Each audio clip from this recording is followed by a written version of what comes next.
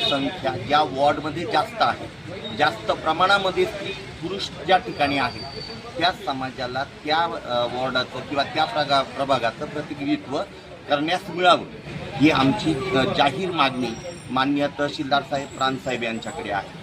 उदाहरण दाखल 6 वॉर्डामध्ये मागासवर्गीयांची संख्या जास्त प्रमाणात आहे, परंतु प्रभाग क्रमांक 6 मध्ये मागासवर्गीयाला प्रतिनिधित्व नव्हतं। तर मागासवर्गीय समाजाच्या वेदना व्यथा हे समजण्यासाठी तो मागासवर्गीय व्यक्ती त्या ठिकाणी असणं ही महत्त्वाची बाब आहे।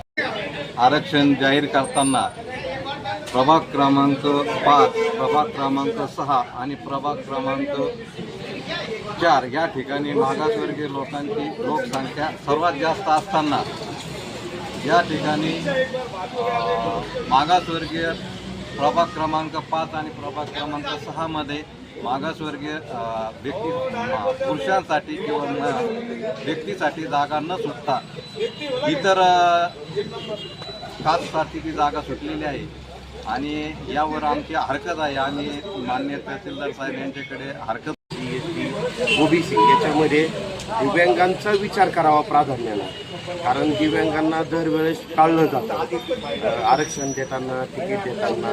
तर समजा ओबीसीच्या 4 जागा आहेत तर त्याच्यातली एक दिव्यांगाला